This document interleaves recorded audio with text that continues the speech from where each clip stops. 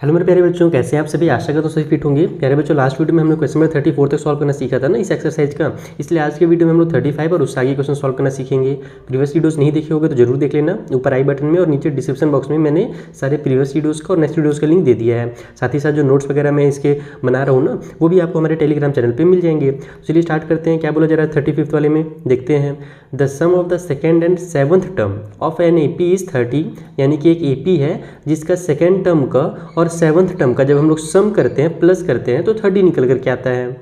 If it's 15th term, यानी कि उसका जो 15th टर्म है वो कैसा है, तो 1 less than twice its 8th term, यानी कि वो जो 15th टर्म है ना, वो 8th टर्म का डबल करने से 1 कम होता है। ओके, तो फाइंड द AP, यानी कि यहाँ पर अपने को इक्वेशन मिलेगा। इक्वेशन से अपने को A और D का वैल्यू निकालना है और फिर हमारा AP जो ऑटोमेटिकली बन जाएगा। यही बनाते हैं। तो देखो, सबसे पहले हमें क्या बोला है कि जो सेकेंड टर्म है और जो सेवंथ टर्म है उनका सम 30 निकल करके आता है। तो हम लोग इसको ऐसे लिख सकते हैं कि T2 मतलब कि जो सेकेंड टर्म है, इसको आप लोग A2 के नाम से भी जानते होंगे, और T7 जो है, इन दोनों का सम करने से 30 आता है। अब T2 को अगर अपन फॉर्मूला के टर्म पे लिखे तो कैसे लिखते हैं, A प्लस में 2 माइनस 1D, इस तरीके से लिखा जाता है। और उसी तरीके से 7 वाले के लिए भी हम लोग वही काम करते हैं। इस वजह से ब्रैकेट में लगा दो आप लोग, A प्लस में 7 माइनस 1D हो जाएगा 7 टर्म के लिए। इक्वल टू उस साइड में 30 आ गया। समझ में है ना, ये कहाँ से हो रहा है, ये वाला फॉर्मूला से हो रहा है। कभी भी अपने कोई भी टर्म निकालना रहता है तो हम लोग A और प्लस में, सॉरी यहाँ पर प्लस साइन नहीं लगाना है, भूल गया मैं, N माइनस 1D होता है। ये हमारा फॉर्मूला मैंने आपको पिछले सब क्वेश्चन में बताया है। ओके, तो बस वही फॉर्मूला हमने यहाँ पर लगा दिया। अब इससे होगा क्या, ये मेरा बन जाएगा A प्लस में 2 में से 1 माइनस होगा तो 1 आएगा, 1 का D से मल्टीप्लाई होगा तो D हो जाएगा। तो A प्लस D हमारा सेकंड टर्म होता है। जैसे कि मैंने आपको इसका बेसिक पहले वाले वीडियोस में समझा दिया है, लेकिन ये चूंकि पहला क्वेश्चन इस वीडियो का, इसलिए मैं दोबारा समझा दे रहा हूँ आपको इतना। उसके बाद ये हमारे पास A प्लस में 6D हो जाएगा। ठीक है, इतना तो समझ में ही गया। 7 में से 1 माइनस होगा और उसका D से मल्टीप्लाई हो जाएगा। इक्वल की साइड में 30 है। A और A मिल करके हमारे पास 2A हो जा रहे हैं, 6 और ये हमारे पास 1 मिल करके 7D हो जा रहा है। इक्वल के उस साइड में हमारे पास 30 है, इसको रहने दो। अब यहाँ पर से 2 कॉमन नहीं मिल रहा है, तो मैं और इसको 2 कॉमन लेकर के छोटा करता, तो बस इसको आप लोग इक्वेशन नंबर 1 मान लो। अब हम लोग से दूसरा हिंट में क्या बोला गया था कि जो 15th टर्म है वो 8 वाले टर्म का ट्वाइस करने से 1 लेस आता है। यानी कि इसको मैं फिर से आपको लिख के बताता हूँ कैसे लिखना पड़ेगा। ऑल्सो अकॉर्डिंग टू क्वेश्चन, हमसे क्वेश्चन में कहा गया है कि जो 15th टर्म है वो अगर 8th टर्म के साथ कंपेयर किया जाए तो 8th टर्म का ट्वाइस करने से, ट्वाइस मतलब कि डबल करने से, आप इधर भी 2 लिख सकते हो, ऐसे मल्टीप्लाई में भी 2 लिख सकते हो, तो उसका डबल करने से -1 अगर किया जाए, यानी उससे भी एक लेस किया जाए, तब हमारा 15th टर्म आता है। यानी कि इक्वल का साइन यहाँ पे लग जाएगा। 15th term is equal to twice of 8th term less than 1, यानी कि वहाँ पर 1 अगर कम किया जाए 8th टर्म के ट्वाइस से, तब हमारा 15th टर्म आता है। ऐसा क्वेश्चन में हमसे कहा गया था। बस इसको भी आप क्या करो, इक्वेशन के फॉर्म में बना दो। तो 15th टर्म के लिए हमारा A प्लस में 14D हो जाएगा, जैसा कि आपने यहाँ पर देखा ही। 7th टर्म के लिए 6D हो गया, तो वैसे यहाँ पर 14D बन जाएगा। इक्वल के उस साइड में इसको अपन लिख लेते हैं, ये हो जाएगा हमारे पास A प्लस में 7D, और मल्टीप्लाई में जो 2 है उसको रहने दो और माइनस में 1 उतार दो। अब थोड़ा सा मल्टीप्लाई वगैरह भी कर लेते हैं, तो हो जाएगा हमारे पास A प्लस में 14D इक्वल के उस साइड में हमारे पास 2A हो जाएगा, और 7 से मल्टीप्लाई होकर के भी 14D बना लेगा, और माइनस में जो 1 है उसको एज इट इज उतार दो।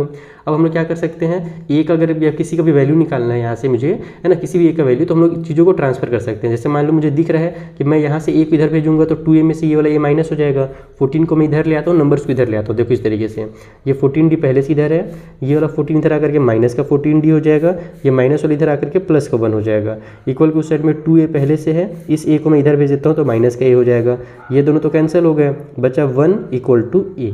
2 में से 1 माइनस होगा तो 1 ही आ जाएगा, यानी कि A का जो वैल्यू है वो निकल करके आ गया हमारे पास 1। बस A का वैल्यू निकल करके आ ही गया है। यहाँ पर A का वैल्यू पुट करो, आपका D का वैल्यू निकल जाएगा। उसके बाद आप लोग इसको कंप्लीट कर सकते हो आराम से।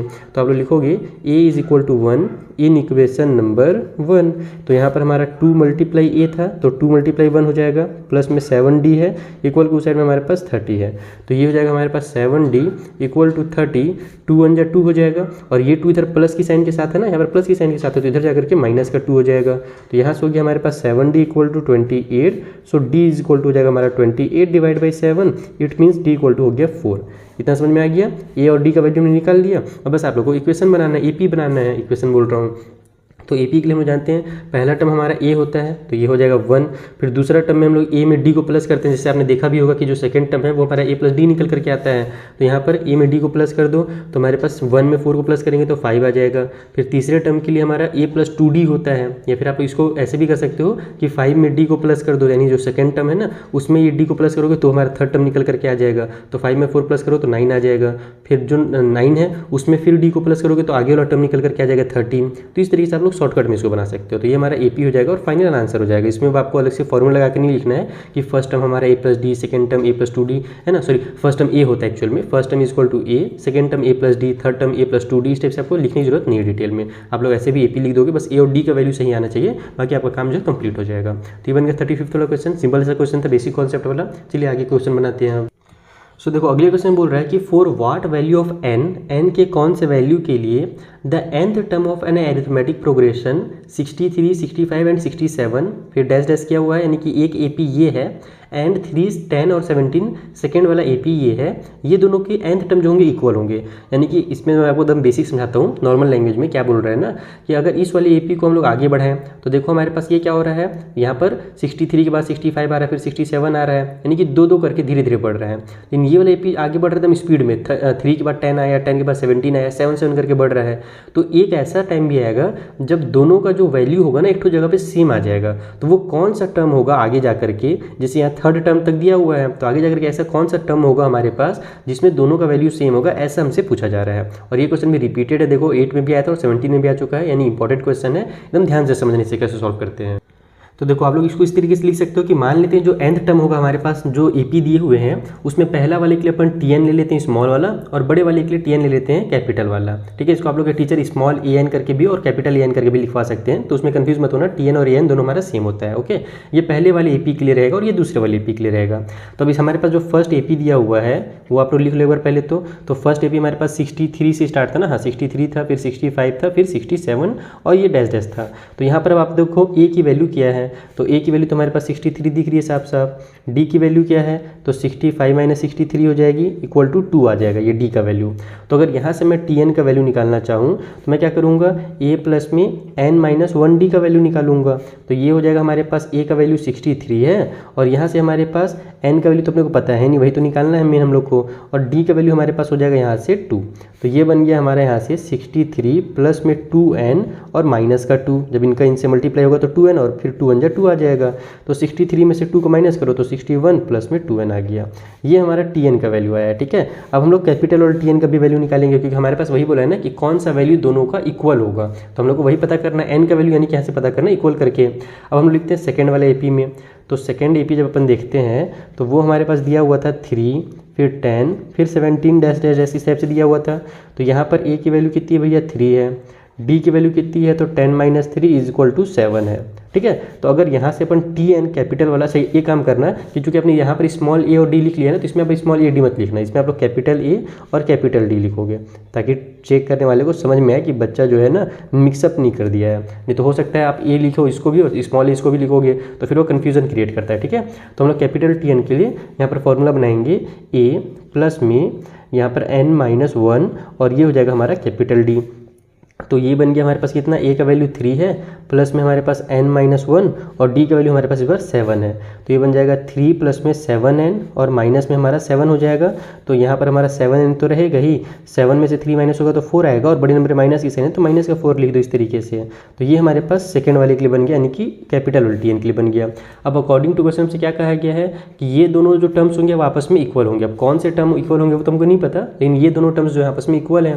तो बस यहाँ पर आप लोग अकॉर्डिंग टू क्वेश्चन करके लिखो कि जो tn है वो इक्वल टू है tn के। तो ये हो जाएगा हमारे पास 61 प्लस में 2n equal to 7n minus में 4 के। n को एक तरफ कर लो, नंबर्स को एक तरफ कर लो, तो ये हो जाएगा हमारे पास 61 प्लस में 4, ये इधर आकर के इधर 7n है, ये 2n इधर जाकर के माइनस का 2n हो जाएगा। तो ये बन गया 65 इक्वल टू हमारे पास 5n। अब n की वैल्यू निकालनी है तो इसको 5 को ट्रांसफर कर देंगे तो डिवाइड में 5 आ जाएगा। इट मीन्स ये हमारे पास 13 बन गया। तो n की जो वैल्यू है वो 13 है, यानी कि जो 13th टर्म होगा, so 13th term of AP are same, यानी कि जो 13th टर्म होगी ना दोनों ए पी का वो सेम होगा। इसको भी आप आगे बढ़ाते जाओ 13th नंबर तक और इसको भी आगे बढ़ाते जाओ 13th नंबर तक, तो दोनों जो होंगे आपस में इक्वल आ जाएंगे, क्योंकि ये जो एन का वैल्यू हमने इक्वल निकाला है ये इस वाले टर्म से निकाला है जहाँ पर हमने टी एन और टी एन को इक्वल करके रखा था। तो इस तरीके से आपको इन क्वेश्चन को बनाना रहता है। आई होप आपको अच्छे समझ में आया होगा। कुछ डाउट होगा तो इंस्टा टेली के थ्रू पूछिएगा। फिलहाल हम लोग आगे बढ़ते हैं अगले क्वेश्चन के पास। सो अगला क्वेश्चन भी कुछ सिमिलर टाइप से ही है। इसमें बोल रहा है कि the 17th term of AP is 5 more than twice its 8th term, यानी कि जो 17th टर्म है वो 8th टर्म का ट्वाइस करने के बाद भी उसमें 5 और प्लस किया जाता है तब आता है। Okay, if the 11th term of AP is 43, 11th term जो है 43 है, तो फाइंड इट्स nth टर्म। और ये सबसे क्वेश्चन कहीं ना कहीं पे हम लोग बना भी चुके हैं पहले वाली वीडियो में, मुझे याद आ रहा है, और एकदम बेसिक सा क्वेश्चन है, फट से बन जाता है। ये बनाते हैं। देखो हमसे क्या क्या कहा गया है। सबसे पहले कहा गया है कि जो 17th टर्म है वो इक्वल है, किसके इक्वल है, तो 8th टर्म का डबल करने पर, यानी कि T8 का डबल कर देते हैं, यानी 2 से मल्टीप्लाई कर देते हैं, और उससे भी 5 मोर करने पर, यानी 5 मोर मतलब लेस रहता है तो माइनस और मोर है तो प्लस करने पर, ये हमारा इक्वेशन बनेगा कि जो T17 है वो 8 टर्म का ट्वाइस से भी 5 ज़्यादा है। तो यहाँ पर अब T17 के हम जानते हैं कि a प्लस में 16d लिखेंगे, और इधर हम लोग जानते हैं कि ये हो जाएगा हमारे पास a प्लस में 7d, और ब्रैकेट के बाहर 2 रहेगा ही, प्लस में 5 है, मल्टीप्लाई कर लो इसको, तो सिंपल इससे उतार दो।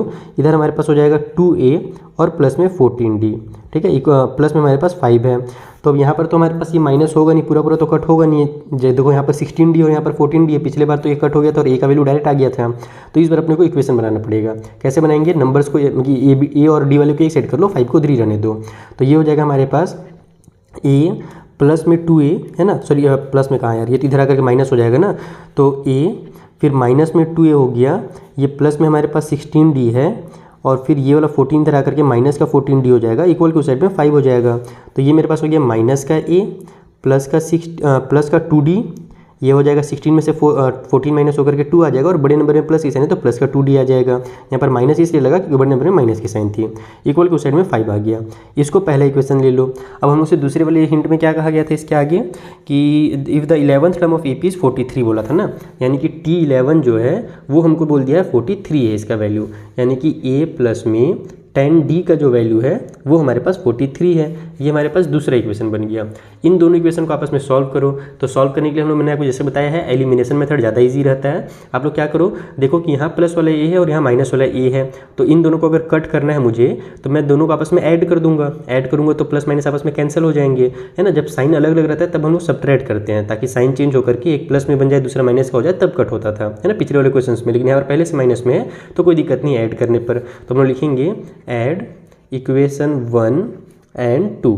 तो 1 एंड 2 को जब हम लोग ऐड करेंगे तो देखो क्या होगा, माइनस a प्लस में 2d है ना, इक्वल की साइड में 5 है, नीचे में हम लोग लिखेंगे प्लस वाला a प्लस में 10d और इक्वल की साइड में 43। हम लोग ऐड कर रहे हैं तो कोई भी साइन वाइन चेंज नहीं होगा, ये प्लस वाला प्लस ही रहेगा, ये भी प्लस रहेगा और ये भी प्लस रहेगा। तो माइनस a और प्लस a आपस में कैंसिल हो गए, हमने इसीलिए तो ऐड ही किया था ताकि कैंसिल हो जाए। ये हमारे पास हो जाएगा 12d, इक्वल की साइड में 43 में 5 ऐड करेंगे तो 48 हो जाएगा। अब अपने को d की वैल्यू चाहिए तो d इक्वल टू जाएगा 48 डिवाइड बाई 12, और यहाँ से हमारा d का जो वैल्यू है वो निकल करके आ जाएगा 4। तो इस तरीके से आपको d का वैल्यू निकल गया कट करने के बाद। तो अब d का वैल्यू आप कहीं पर ही पुट करो किसी भी इक्वेशन में तो आपका a का वैल्यू आ जाएगा। जैसे मैं मान लो यहाँ पर ही पुट कर देता हूँ d का वैल्यू, तो ये हो जाएगा हमारे पास d is equal to 4 in equation number 2, ठीक है, किसी में भी पुट कर सकते हो। तो इक्वेशन 2 हमारा क्या है, a प्लस में 10d है, तो 10 मल्टीप्लाई 4 इक्वल टू 43 हो जाएगा, तो ये 40 बन जाएगा, 40 को उधर ट्रांसफर कर दो, तो a equal to 43 minus 40, so a equal to यहाँ से 3 निकल करके आ जाएगा। a और d का वैल्यू निकल करके आ गया।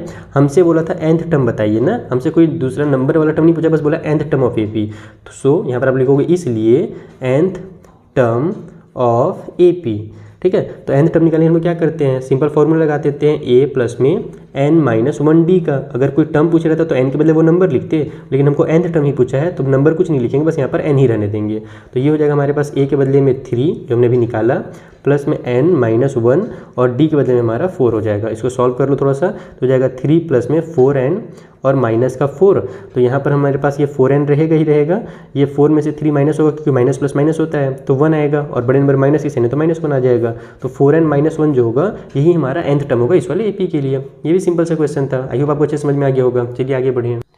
सो अभी इस वाले क्वेश्चन भी हमने पहले बना लिखा है। इस टाइप से क्वेश्चन हमारा कौन सा तो था, क्वेश्चन नंबर था, ध्यान नहीं आ रहा है मुझे, 29 वाला था जो भी था। हमसे इसमें क्या बोल रहे हैं, देखो कि 24th टर्म जो है एपी का वो डबल है 10th टर्म के। ओके, हमको ये शो करना है कि जो 72 टर्म होगा, 72nd टर्म जो होगा वो क्या होगा, 4 टाइम्स होगा उसके 15th टर्म की। इस टाइप से 2 क्वेश्चन मुझे याद है, मैंने पिछले वाले वीडियो में एक बार कंप्लीट करा चुका है आपको, फिर भी दोबारा से आया, तुम लोग दोबारा से बनाएंगे कोई दिक्कत नहीं, क्योंकि इंपॉर्टेंट क्वेश्चन है। देखो 2013 में भी ये क्वेश्चन आ चुका है। आइए बनाते हैं। तो देखो क्वेश्चन में क्या बोल रहा है कि जो 24th टर्म है वो क्या है, 10th टर्म का T10 का ट्वाइस है, यानी कि डबल है। बस इतना ही कहा गया, इसमें मोर देन 5 है ना, लेस देन कुछ नहीं कहा गया है। 24th term of an AP is twice its 10th term, ऐसा लिखा हुआ है। तो बस यहाँ से आप इक्वेशन बना दो। ये हो जाएगा हमारे पास a प्लस में 23d इक्वल के उस साइड में a प्लस में 9d, और ये मल्टीप्लाई में हमारे पास 2 हो जाएगा। और यहाँ से आप लोग कुछ की एक वैल्यू निकालो, कैसे निकालोगे वो देखो। ये हो जाएगा हमारे पास a प्लस में 23d इक्वल के उस साइड में हमारे पास इसका मल्टीप्लाई होगा तो 2a हो जाएगा, और फिर ये 18d हो जाएगा। आप लोग a को इकट्ठा कर लो, नंबर्स को d को इकट्ठा कर लो, तो हो जाएगा 23d माइनस में 18d इक्वल के उस साइड में 2a है, ये a इधर जाकर के माइनस का a हो जाएगा। तो ये आ गया हमारे पास 5d इक्वल टू a, या फिर a इक्वल टू 5d, जो लिखना चाहो लिख सकते हो। ओके, ये हमारा a का वैल्यू निकल कर के आ गया। अब आपको क्या करना है कि हमसे बोल रहा है कि 72 टर्म जो होगा वो 15th टर्म का कितना होगा, 4 टाइम्स होगा। तो हम लोग यहाँ से देखते हैं कि 72 टर्म जो होगा वो कितना होगा। तो अगर अपन T72 निकालते हैं तो ये निकलेगा हमारे पास a प्लस में 71d बन करके, है ना, ये इसका फॉर्मूला हो जाएगा 72 टर्म के लिए। तो ये हो जाएगा हमारा a का वैल्यू यहाँ पर से 5d और प्लस में 71d, तो ये बन गया हमारे पास 76d। अब अपने को 70 कौन सा टर्म बोला था भैया, किसने 15 टर्म बोला था ना, तो हम लोग यहाँ पर 15th टर्म का निकाल के देखते हैं वो कितना निकलता है। तो 15th टर्म के लिए हम लोग क्या करते हैं, a प्लस में 14d करते हैं। ओहो, ये गाय माता को क्या हो गया भाई, बाहर में बहुत आवाज़ दे रही है।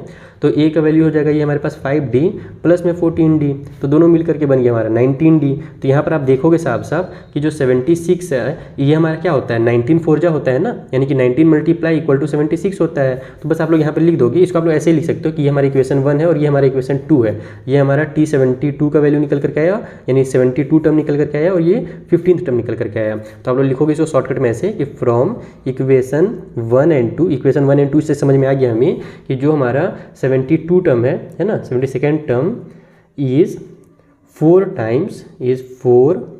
टाइम्स ऑफ 15th टर्म, यानी जो हमारे पास 15th टर्म हमने निकाला है उसका ये क्या है, 4th टाइम है। बस इस टाइप से आपको लिख के इसको कंप्लीट कर देना है। तो आई होप आपको एकदम अच्छे समझ में आएगा, एकदम बेसिक कॉन्सेप्ट वाला क्वेश्चन था, और ऐसा क्वेश्चन आपने पहले ही बना रखा है तो आपको एकदम ईजी लगा होगा। चलिए आगे बनाते हैं। सो इस क्वेश्चन में बोल रहा है कि जो 19th टर्म है एपी का वो इक्वल है 3 times of its 6th term, यानी कि जो 19th टर्म है वो 6th टर्म का अगर 3 टाइम करते हैं तो उसके इक्वल आता है। उसके अलावा बोल दिया है कि जो 9th टर्म है वो 19 है ना। नंबर्स को आपको देखो कंफ्यूज करने के लिए बस 9 और 19 बार बार लिख रहा है, आप उसमें कंफ्यूज बिल्कुल मत होना, जो जो हिंट दिए हुए बस उसको फॉलो करो और आपका जो एपी वो निकल करके आ जाएगा। तो देखो हमको क्या क्या बोला गया अकॉर्डिंग टू क्वेश्चन कि जो 19th टर्म है वो इक्वल है 6th टर्म के 3 टाइम्स से, है ना। तो 6th टर्म को हम लोग 3 से मल्टीप्लाई कर देंगे। 19 टर्म के लिए हमारा a प्लस में 18d फॉर्मूला होता है, और इसके लिए हमारे पास a प्लस में 5d हो जाएगा फॉर्मूला, मल्टीप्लाई में तो 3 रहेगा ही। तो ये बन गया हमारे पास a प्लस में 18d इक्वल टू 3a हो गया, और प्लस में हमारे पास 15d हो गया। इतना क्लियर है। अब यहाँ से हम लोग क्या कर सकते हैं, एक इक्वेशन बना सकते हैं आराम से। हमारा इक्वल को सबको एकदम इकट्ठा कर लो, आप लोग एक काम करो सबको उधर ले जाते हैं ना। तो ये हो जाएगा हमारा 0 इक्वल टू 3a, माइनस में a हो जाएगा ये वाला, फिर हमारे पास प्लस में 15d उधर पहले से है, ये वाला इधर आकर के माइनस का 18d हो जाएगा। तो यहाँ पर 0 इक्वल टू हो जाएगा हमारे पास 2a, और ये हो जाएगा हमारे पास माइनस का 3d। आप लोग इधर भी ला सकते थे लेकिन मैं इधर इसलिए नहीं लाया, नहीं तो फिर मेरा a जो है निगेटिव हो जाता है। मुझे a थोड़ा सा पॉजिटिव देखने में मजा आता है, आप लोग इधर भी ला करके सॉल्व कर सकते हो, कोई दिक्कत नहीं है। तो 2a माइनस में 3d आ गया हमारा इक्वेशन। तो 2a माइनस में 3d इज इक्वल टू 0, ये हमारा पहला इक्वेशन बन गया। इसको इक्वेशन नंबर 1 नाम दे दो। अब हम उससे क्या बोल रहा था कि जो 9th टर्म है वो 19 है, यानी कि T9 का जो वैल्यू है ना वही 19 है। ऐसा हमसे अगला हिंट में दिया हुआ है, ऑल्सो करके आप लोग इसको लिख सकते हो, यानी कि हमारे पास a प्लस में 8d जो है वो इक्वल टू 19 दिया हुआ है। अब आप लोग क्या करेंगे भैया कि आपस में ये सॉल्व हो जाए और हमारे यहाँ से आंसर निकल करके आ जाए। तो यहाँ पर तो हमारे पास ये a है और यहाँ पर हमारे पास ये 2a है। तो इसको सॉल्व करने के लिए ईजी तरीका ये हो सकता है कि हम लोग क्या करें कि या तो आप यहाँ से a का वैल्यू निकाल लो और उसको यहाँ पर पुट कर दो, या फिर आप लोग एलिमिनेशन, और अगर एलिमिनेशन मेथड से अगर बनाना चाहते हो तो इसको भी 2a बनाना पड़ेगा। तो 2a बनाने के लिए हम लोग क्या करेंगे, इसका मल्टीप्लाई 2 से करेंगे। मान लो जैसे ये इक्वेशन नंबर 2 है तो मल्टीप्लाई इक्वेशन नंबर 2 बाई 2, क्यों हम लोग 2 से मल्टीप्लाई कर रहे हैं, ताकि ये 2a बन जाए। फिर 2a जब तक सेम नहीं रहेगा ना तब तक ये कटपिट नहीं होगा, चाहे साइन अलग अलग रहे या सेम रहे उससे मतलब नहीं है, लेकिन हमारा जो टर्म है वो सेम होना चाहिए, इसीलिए हम लोग को 2 से मल्टीप्लाई करना पड़ रहा है। और ये कब करना पड़ता है, जब आप एलिमिनेशन मेथड यूज़ करते हो। सब्स्टिट्यूशन मेथड में आप क्या करोगे, किसी भी एक का वैल्यू ट्रांसफर वगैरह करके निकालोगे कुछ भी फ्रैक्शन वगैरह में, फिर उसको यहाँ पे पुट करोगे तो हमारा वहाँ से सब्स्टिट्यूशन मेथड से निकल करके आ जाता है। लेकिन मुझे एलिमिनेशन मेथड ज़्यादा पसंद है। जैसे मैं इसका 2 से मल्टीप्लाई करूँगा तो ये मेरा 2a हो जाएगा, 8 का भी 2 से मल्टीप्लाई होगा, ध्यान रखना, क्योंकि लेफ्ट में जितना है सबका 2 से मल्टीप्लाई होता है और राइट में जो है उसका भी 2 से मल्टीप्लाई होता है जब हम लोग पूरे इक्वेशन का मल्टीप्लाई करते हैं। तो ये हमारा 16d हो जाएगा और इक्वल टू साइड में हमारे पास 38 आ जाएगा। अब इसको हम लोग इक्वेशन नंबर 3 नाम देते हैं। हम लोग इक्वेशन 1 और 3 का यूज़ करके यहाँ पर एलिमिनेशन मेथड का यूज़ करेंगे। तो यहाँ पर अब मैं लिखता हूँ कि सब्ट्रैक्ट, क्योंकि देखो दोनों सम प्लस की साइन के साथ है ना, तो प्लस वाला तो आपस में अगर ऐड करूँगा तो कटेगा है नहीं, तो सब्ट्रैक्ट करना पड़ेगा मुझे। तो यहाँ पर मैं लिखता हूँ subtract equation number 1 from equation number 2, 1 से 2, मैं कि 2 में से 1 को माइनस करता हूँ मैं। तो यहाँ 2a, सॉरी 2 नहीं यार 3 है एक्चुअल में, 2 तो दूसरा था, ये हमने 3 वाला बनाया है, तो यहाँ 3 लिखिएगा आप लोग। तो 2a प्लस में हमारे पास 16d है, इक्वल टू साइड में 38 है, इसमें सब्ट्रैक्ट करना है वो वाले को, यानी कि 2a माइनस में 3d इक्वल टू साइड में 0 को। तो हमारे पास ये माइनस वाला हो जाएगा, ये प्लस वाला सॉरी माइनस वाला प्लस हो जाएगा और ये तो माइनस में हो जाएगा। तो 2a और 2a माइनस में है तो ये आपस में कैंसिल हो जाएंगे। 16d प्लस में और 3d भी प्लस में हो गया तो ये हो जाएगा 19d। इधर हमारे पास 38 में से 0 माइनस होगा तो 38 ही आएगा। तो अब यहाँ से d की वैल्यू निकालना आसान हो गई। देखो 38 डिवाइड बाई 19 हो गया और d का वैल्यू हमारे पास यहाँ से 2 निकल करके आ गया। अब d का जो भी वैल्यू है उसको आप कहीं पे भी पुट करो, जो इक्वेशन आपको छोटा दिख रहा हो, तो मुझे सबसे छोटा तो इक्वेशन नंबर 1 ही दिख रहा है, तो वहाँ पे मैं पुट करके a का वैल्यू निकाल लेता हूँ। तो d is equal to 2 in equation number 1। तो इक्वेशन 1 हमारे पास क्या है, 2a है, माइनस में 3d है, तो माइनस 3 मल्टीप्लाई हमारे पास 2 हो जाएगा, d के बदले में इक्वल टू साइड में 0 था, तो ये अब इसको उधर में ट्रांसफर कर देता हूँ। तो ये हो जाएगा 2a इक्वल टू प्लस वाला 6, क्योंकि इधर माइनस 6 था ना, ये 3 जो 6 होता है और माइनस का 6 था, इधर जाकर के प्लस का 6 हो जाएगा। तो a इक्वल टू हो जाएगा हमारा 6 डिवाइड बाई में 2, ये 2 यहाँ पर अगर डिवाइड में हो गया तो a इक्वल टू 3 आ गया। तो d और a का वैल्यू निकल गया है, तो इसलिए हमारा जो AP होगा वो कैसा होगा, तो सबसे पहले तो हमारा a होता है तो ये 3 हो जाएगा, फिर a में d प्लस करते हैं तो हमारा सेकेंड टर्म निकल करके आता है तो 5 हो जाएगा, फिर जो सेकेंड टर्म निकला है उसमें फिर d प्लस कर दो तो 7 आ जाएगा, वो हमारा थर्ड हो गया, फिर 7 में 2 प्लस कर दो तो 9 आ जाएगा। तो इस तरीके से हमारा AP बनता है। सबसे पहले a लिखना रहता है, ध्यान रखना, फिर a प्लस d लिखना रहता है, फिर a प्लस 2d भी आप कर सकते हो, देखो ये भी फॉर्मूला कर सकते हो a प्लस 2d, या फिर दूसरा चीज़ आप इसके बदले में ये भी कर सकते हो कि जो भी हमारा सेकेंड टर्म निकला हुआ है उसमें आप d को प्लस कर दो, फिर फोर्थ टर्म निकालने के लिए थर्ड टर्म जो भी निकलेगा है ना उसमें आप d को प्लस कर दो, है ना। यहाँ पर जब इसको आप सॉल्व करोगे तो थर्ड टर्म निकलेगा, तो वो हमारा उसमें जो भी d को प्लस करोगे तो आपका फोर्थ टर्म निकल जाएगा, क्योंकि कॉमन डिफरेंस का मतलब ही होता है कि इन दोनों को हम लोग देखो 9 में से 7 माइनस करेंगे तभी तो 2 आएगा, 7 में से 5 माइनस करेंगे तभी तो 2 आएगा, यानी कि जब इधर से हम लोग प्लस करेंगे तो आगे बढ़ते जाएंगे और इधर से माइनस करते जाते हैं तो इधर आते जाता है d का वैल्यू। तो ये बन गया हमारा क्वेश्चन नंबर 39। चलिए आगे बढ़े और अगले क्वेश्चन को बनाएं। सो 40 वाले क्वेश्चन में क्या बोल रहा है, इफ़ द p यानी कि जो p वाला टर्म है, पहले nth लिखा रहता था ना, यहाँ पर pth लिखा हुआ है pth, तो यहाँ पर p वाला जो टर्म है हमारे AP का is q and it's qth term is p, यानी कि जो p वाला टर्म है उसका वैल्यू q है और जो q वाला टर्म है उसका वैल्यू p है। समझ में आ रहा है ना। यहाँ पर जैसे कि मान लो इसका जगह कोई नंबर रख के मैं बताता हूँ, जैसे कि मान लो हमको बोला रहता है कि जो सेकंड टर्म है वो हमारा 3 है, यहाँ पर सेकंड टर्म जो होता 3 होता और जो थर्ड टर्म रहता वो 2 हो जाता, इस तरीके से हमको बोल रहा है, ठीक है। Then so that it's p plus qth term is 0, यानी कि p प्लस क्यू टर्म जब हम निकालेंगे तब 0 निकलेगा। तो देखो क्वेश्चन पढ़ने में तो अजीब से लग रहा है लेकिन सिंपल सा क्वेश्चन है, आइए बताता हूँ कैसे बनाएंगे। तो देखो स्टार्ट करते हैं हम लोग। सबसे पहले हमसे क्या बोला है कि जो p वाला टर्म है वो हमारा क्या है, q है, ठीक है। तो p वाला टर्म निकालने के लिए हम क्या करते हैं भैया, a प्लस में p माइनस 1d करते हैं ना p वाला टर्म निकालने के लिए, तो इसका ही वैल्यू हमारे पास q दिया हुआ है। ओके, ये हमारा पहला आप लोग इक्वेशन मान सकते हो। यहाँ पर सेकंड वाले हमसे बोल रहा है कि जो q वाला टर्म है वो इक्वल टू p है, और q वाला टर्म निकालने के लिए हम क्या करते हैं, तो a प्लस में q माइनस 1d करते हैं, इक्वल टू साइड में हमारे पास p हो जाएगा यहाँ से, ठीक है। ये हमारे पास दूसरा इक्वेशन बन गया। हमको p प्लस क्यू टर्म निकालना है ना, तो p प्लस क्यू टर्म निकालने के लिए अपने को a और d का वैल्यू तो जरूरत पड़ेगा ना, तभी तो हमारा p और q दोनों निकलेगा, यानी उनका टर्म का वैल्यू निकलेगा। तो हम लोग कैसे कर सकते हैं, a और d का वैल्यू यहाँ से निकालने के लिए सबसे पहले देखो a और a दोनों हमारे पास सेम टू सेम है, तो मैं डायरेक्ट अगर इसको सब्ट्रैक्ट करता हूँ तो a से मेरा a कैंसिल हो जाएगा। तो यहाँ पर मैं लिखता हूँ हाँ ना, subtract equation number 1 from 2। Equation 1 को मैं 2 से सब्ट्रैक्ट करता हूँ, तो 2 को पहले लिख लेता हूँ मैं, a प्लस में q माइनस 1d इक्वल को साइड में p है, और इसी तरीके से हमारे पास हो जाएगा यहाँ पर a प्लस में p माइनस 1d, ये वाला इक्वेशन 1 को मैं उतार रहा हूँ, इक्वल को साइड में q है। ओके, अब यहाँ पर मैं चूँकि सब्ट्रैक्ट कर रहा हूँ तो ये मेरा माइनस में चेंज हो जाएगा यहाँ पर ये भी मेरा माइनस में चेंज हो जाएगा और ये भी मेरा माइनस में चेंज हो जाएगा। तो प्लस से माइनस से कैंसिल हो गया, ठीक है। यहाँ से हमारे पास ये क्या बन जा रहा है, तो ये भी डी है और ये भी डी है, तो हमारे पास ये दोनों आपस में माइनस हो जाएंगे। तो इसको हम लोग ऐसे लिख सकते हैं ना, इधर तो मेरे पास p माइनस क्यू आ जाएगा, ओके, और इधर हमारे पास q माइनस 1 और माइनस में p माइनस 1 आएगा। तो आप उसको उसी तरीके से लिख दो डायरेक्ट। पहले तो ये हो जाएगा हमारे पास q माइनस 1d, उसमें से माइनस हो रहा है हमारे पास p माइनस 1d। देखो डायरेक्ट यहाँ पर मैं सेपरेट करूँ तो आप कंफ्यूज हो जाओगे, इसीलिए मैंने क्या किया, इसको माइनस कर दिया, क्योंकि ये माइनस में अब ये वाला, तो माइनस साइन के साथ इस तरीके से उतार लिया। इस साइड में मेरे पास p पहले से है और ये q माइनस में आ गया है, तो माइनस का q हो जाएगा इस तरीके से, ओके। अब आप लोग इसे सॉल्व करो तो ब्रैकेट खोल के, तो q और d का मल्टीप्लाई होगा तो मेरा qd हो जाएगा, माइनस का d का 1 से मल्टीप्लाई होगा तो माइनस का d आ जाएगा। देखो d का p से मल्टीप्लाई होगा तो मेरे पास p और d आ जाएगा, और यहाँ पर ये प्लस में रहेगा ना, क्योंकि ये और ये प्लस में थे, तो ये प्लस में आया था, और फिर जब ब्रैकेट खुलेगा तो ये माइनस की साइन की वजह से ये माइनस में चेंज हो जाएंगे।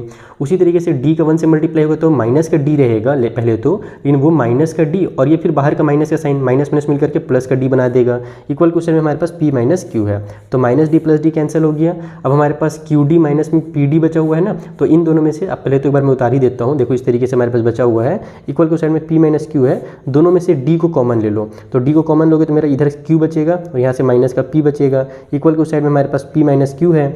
अब इधर हमारे पास q माइनस p है, इधर हमारे पास p माइनस q है, तो अगर मुझे इसको सेम टू सेम करना है तो मैं क्या करूँगा, इसमें से -1 कॉमन लो। देखो पहले तो मैं इसको इधर ट्रांसफर करता हूँ, तो मेरा d इक्वल टू हो जाएगा p माइनस q, और ये जो मेरे पास नीचे में q माइनस p हो जाएगा, सॉरी q और माइनस में p हो जाएगा। इतना समझ में आ गया।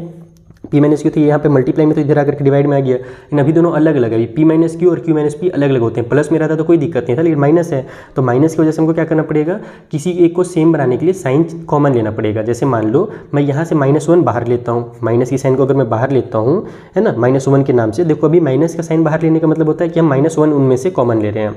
तो मेरा p क्या होगा, अब हमारे पास इसको मुझे माइनस का p लिखना पड़ेगा और q को मुझे प्लस वाला q लिखना पड़ेगा, तो मैं प्लस का q लिखूंगा और p को माइनस वाला p लिखूंगा। क्यों ऐसा हुआ, क्योंकि देखो -1 का जब q से मल्टीप्लाई होगा तभी तो माइनस q आएगा, और -1 का जब माइनस p से मल्टीप्लाई होगा तब तो प्लस p आएगा। अगर मैं यहाँ पे प्लस वाला p लिख देता तो माइनस और ये प्लस मिल करके मेरा माइनस हो जाता। तो इसीलिए हमने माइनस का साइन इसीलिए कॉमन ही लिया है, ताकि जो माइनस वाला था वो प्लस हो जाए और प्लस वाला माइनस हो जाए, इसीलिए माइनस साइन को कॉमन लिया जाता है। और नीचे तो मेरे पास q माइनस p पहले से है, तो इससे इसको कैंसिल कर दो, तो यहाँ से हमारा d का जो वैल्यू होगा वो -1 निकल करके आ जाएगा। अब d का वैल्यू -1 निकल करके आ गया है। अब आप लोग a का वैल्यू निकाल सकते हो, कहाँ से निकालोगे, तो d का वैल्यू किसी में भी पुट करो, कहीं भी किसी भी इक्वेशन में, तो आपका a का वैल्यू आ जाएगा। जैसे मान लो मैं इक्वेशन नंबर 1 में पुट कर देता हूँ, तो d equal to -1 in equation number 1। तो इक्वेशन 1 में हमारे पास क्या है, a प्लस में q माइनस 1 और फिर d है, इक्वल टू उसमें p है, तो ये हो जाएगा हमारे पास a प्लस में q माइनस में 1 और d के बदले मुझे यहाँ पर -1 कर देना है मल्टीप्लाई के साथ, और इक्वल के साइड में हमारे पास p है। तो सबको सॉल्व करके उधर ट्रांसफर कर देंगे तो a का वैल्यू आ जाएगा, तो हो जाएगा a प्लस में इसका ऐसे मल्टीप्लाई होगा, तो यहाँ पर हमारा जब ब्रैकेट खुलेगा ना तो माइनस और प्लस, माइनस का q हो जाएगा और इसका ऐसे मल्टीप्लाई होगा तो प्लस का 1 हो जाएगा। इक्वल के साइड में हमारे पास p है, अब इनको उधर ट्रांसफर कर दो, तो a इक्वल टू, ये a है मेरा, a इक्वल टू हो गया मेरा p, और ये माइनस वाला q इधर जाकर के प्लस वाला q बन जाएगा, और ये प्लस वाला इधर 1 आकर के माइनस का 1 हो जाएगा। तो ये हमारा a का वैल्यू निकल गया। अब हम लोग को क्या बोला था कि हमारा p प्लस q टर्म जो है वो इक्वल टू 0 है, ये अपने को प्रूफ करना है, ठीक है। तो यहाँ पर हम लोग सम कर देंगे p प्लस q वाले टर्म का। हम लोग को सम ही बोला था कि सम जो होगा p प्लस q टर्म का वो 0 होगा। तो p प्लस q टर्म निकालने के लिए हम क्या करेंगे, a प्लस में p प्लस क्यू माइनस 1 और d कर देंगे। जैसे यहाँ पर जो भी रहता है, हम लोग को जिसको भी वैल्यू निकालना रहता है, हम लोग क्या करते हैं उसी को यहाँ पर ब्रैकेट में लिखते हैं ना। जैसे मान लो 13 टर्म निकालना रहता है तो हम लोग यहाँ पर 13 माइनस 1 लिखते हैं। तो हम लोग यहाँ पर p प्लस क्यू टर्म बोला है क्वेश्चन में, तो p plus Q equal to हमारे पास इस तरीके से हो जाएगा। अब इसको आप लोग बस सॉल्व करो, आपका आंसर देखना आ जाएगा। a का वैल्यू क्या भैया, तो a का वैल्यू हमारे पास है p प्लस में q माइनस 1, ठीक है। फिर प्लस की साइन के साथ ये हो जाएगा हमारे पास p प्लस क्यू माइनस 1, और फिर ये जो d है इसका वैल्यू हमारे पास कितना है, तो -1 है, ओके। अब इसको सॉल्व करेंगे तो हो जाएगा p plus Q minus 1, multiply करो तो ये माइनस का p बन जाएगा, इसका मल्टीप्लाई करो तो माइनस का q हो जाएगा, और -1 और -1 का मल्टीप्लाई करोगे तो प्लस का 1 हो जाएगा। देखो plus p minus p cancel, plus q minus q cancel, -1 plus 1 cancel, तो इक्वल टू 0 आ गया। क्या 0 आया, तो t p प्लस q का जो वैल्यू है वो 0 आया, यानी जो सम निकला हमारा p और q टर्म का वो हमारा 0 निकल करके आ गया। तो इस तरीके से आपको इस क्वेश्चन को सॉल्व करना था। इसको आप लोग इस तरीके प्रूफ भी लिख सकते हो, सो भी लिख, क्योंकि हमको शो करने के बोला था ना, तो इस तरीके से आपको सॉल्व करना था। है बेसिक कॉन्सेप्ट वाला क्वेश्चन, बस थोड़ा सा p q में बच्चे ज़्यादा कंफ्यूज होते हैं, तो थोड़ा सा प्रैक्टिस करोगे ना तो इस टाइप से भी क्वेश्चन आपसे अच्छे से बन जाएंगे। चलिए जो अगला क्वेश्चन है 41 वाला, मुझे लग रहा है थोड़ा सा वो भी सिमिलर है, वहाँ पर भी a प्लस एल वगैरह करके दिया हुआ है, तो देख लेते हैं कि उसमें क्या है, और फिर जो बाकी क्वेश्चन बचेंगे उसको हम फिर नेक्स्ट वीडियो में कंप्लीट करेंगे। तो देखो इसमें हमसे बोल रहा है the first and the last term of an AP are A and L respectively. First term और लास्ट टर्म हमको दे दिया है।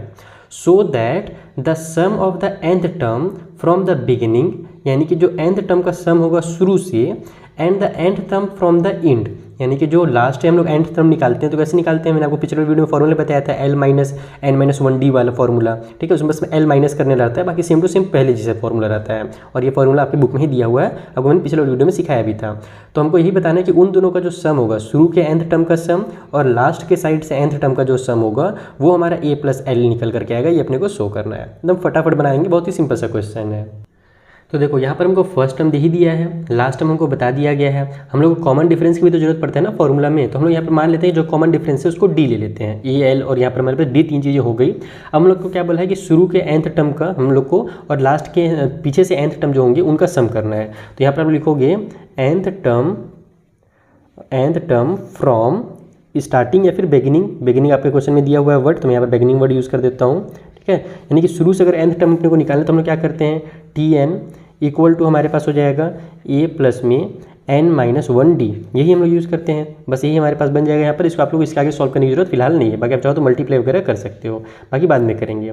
उसी तरीके से अगर अपने को nth टर्म बोला है इंड साइड से, तो nth term from the end side, या फिर इंड बस लिख दोगे तो भी चलेगा, ठीक है। यानी पीछे से अगर अपन nth टर्म निकालें तो उसके लिए हमारे पास सेम फॉर्मूला होता है, बस यहाँ पर क्या हो जाता है हमारे पास L minus n minus 1D, इस टाइप से हमारा फॉर्मूला बन जाता है। अब हम लोग को बोल रहा है कि ये जो शुरू के nth टर्म है और जो लास्ट के nth टर्म है, इन दोनों का अगर अपन सम करते हैं तो हमारे पास क्या होगा, हमारा A प्लस L निकल करके आएगा। ऐसा हमसे क्वेश्चन में बोला गया है, चलो हम लोग चेक कर लेते हैं। तो नाउ अब अपन दोनों को ऐड करते हैं ना, तो ये हो जाएगा हमारे पास A प्लस में n माइनस 1D, उसमें ऐड करना है अपने को L, और माइनस में n माइनस 1D को। थोड़ा सा ब्रैकेट वगैरह सॉल्व करते हैं ताकि जल्दी से सॉल्व हो जाइए। तो या फिर एक काम करो ना, ब्रैकेट का है सॉल्व करना है, टाइम तो बर्बाद नहीं करना है। देखो यहाँ पर ये पहले से हमारा ये टर्म और ये टर्म सेम टू सेम है, बस प्लस और माइनस में है, तो हमारे पास देखो ये हो जाएगा इस तरीके से। इस ब्रैकेट को बस मैं ये वाले को हटा देता हूँ, A प्लस में n माइनस 1D, प्लस में ये L है ही हमारे पास, फिर माइनस में n माइनस 1D। आप चाहो तो ध्यान से देखो, ये हमारा माइनस का n माइनस 1D है और ये प्लस वाला n माइनस 1D है, तो ये और ये तो डायरेक्ट ऐसे कैंसिल हो जाएंगे। तो हमारा जो सम निकल करके आ जाएगा वो कितना निकल करके आ जाएगा, वो A प्लस L निकल करके आ जाएगा, और ये तो अपने को लाना था, और ये हमारा आंसर है। तो एकदम सिंपल सा क्वेश्चन था, इस टाइप से क्वेश्चन ऐसे एग्जाम में नहीं आता है, फिर भी दिया हुआ था तो मैंने आपको समझा दिया। अब हम लोग मिलेंगे बच्चों नेक्स्ट वाली वीडियो में, जहाँ पर जो आगे क्वेश्चन है ना बचे हुए 42 से लेकर 48 तक, उनको मैं आपको इसी तरीके से डिटेल में सॉल्व करना सिखाऊंगा। तो मिलते हैं नेक्स्ट वीडियो में, तब तक के लिए थैंक यू फॉर वॉचिंग।